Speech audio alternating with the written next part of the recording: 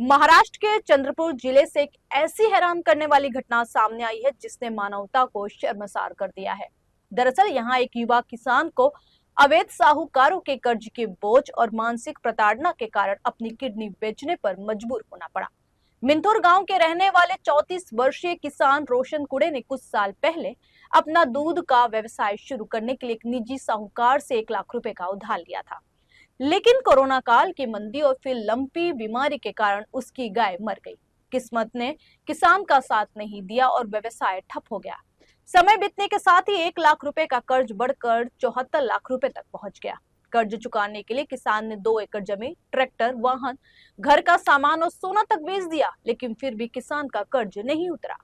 किसान का आरोप है कि साहूकारों के दबाव में आकर उसने किडनी बेचने की सलाह दी गई। एक एजेंट उसे पहले कोलकाता ले गया, जहां मेडिकल जांच की गई। इसके बाद कंबोडिया में उसकी सर्जरी कर किडनी निकाली गई।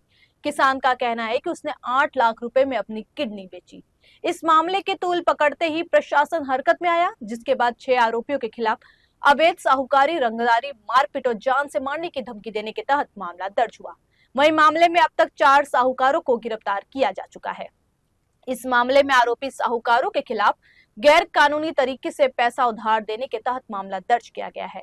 वहीं इस घटना पर महाराष्ट्र के मंत्री चंद्रशेखर बावनकुले ने कड़ी प्रतिक्रिया दी। उन्होंने कहा, यह अत्यंत गंभीर मामला है। किसी किसान को कर्ज के लिए अंग बेचने पर मजबूर करना बर्दाश्त नहीं किया जाएगा। हम ऐसे लोगों के खिलाफ सख्त से सख्त कार्रवाई का आश्वासन देते हैं। माझा दुधाचा व्यवसाय होता। 2017 पासून मी दुधाचा व्यवसाय करत होतो। त्याच्यानंतर कोरोना लागल्यानंतर गायींना लंपी बिमारी आली। माझ्याकडे जे पैसे होते मी ते उपचारासाठी वापरले।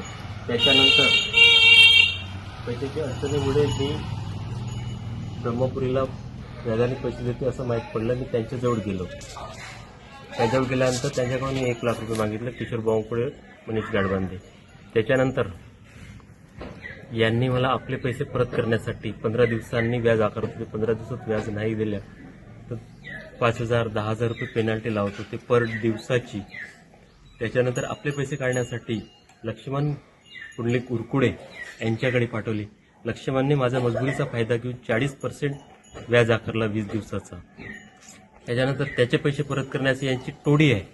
आपापले पैसे काढण्यासाठी बरोबर ते दुसरं एका टीममध्ये बसल्यानंतर ते एकमेकाकडे पाठवले जाते आणि माझ्या नावाने ते पैसे घेतले जातात। यांच्याकडे कोरे स्टॅम्प, चेक आणि काही मी चौकशीनंतर ते स्पष्ट करणार आहे सर्व गोष्टी। त्याच्यानंतर मी शेती विकली, ट्रॅक्टर विकली, 2 टू व्हीलर विकले, रिश्तेदाराकडले पैसे पण मागितले आहेत। सोना पण विकलाय। सोना रिश्तेदाराकडून मस्को ज्वेलरमध्ये सोना पण विकलाय। गहाण पण आहे, पुण्याला गहाण आहे। तेवढ्यावर न भागता किशोर म्हणे, आता तुझ्याकडे कार आहे का पैसे देण्यासाठी? तुझी किडनी आहे, तू विकू शकतेस किडनी। लक्ष्मण माझ्या मागील तगादा लावला, किडनी झाल्या पैसे दे मला।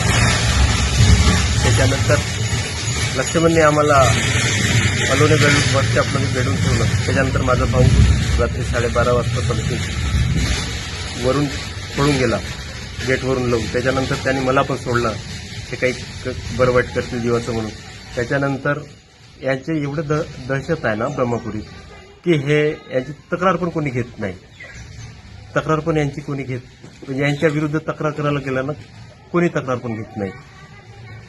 त्याच्यानंतर मी किडनी विकून आलो, 8 लाख रुपयाला किडनी विकली। त्याच्यानंतर यांचे पैसे देण्यासाठी परत मी वेंटिने या देशात गेलो, किडनी विकली। मी 8 लाख रुपयाला किडनी विकली।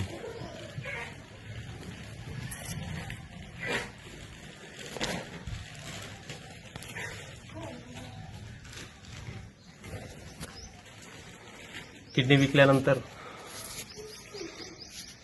मी याचे पैसे देण्यासाठी परत मी वेंटेण्याला गेलो जॉबसाठी, का मी याच्यातून थोडे माझा परिवार उभा राहावा याच्यासाठी।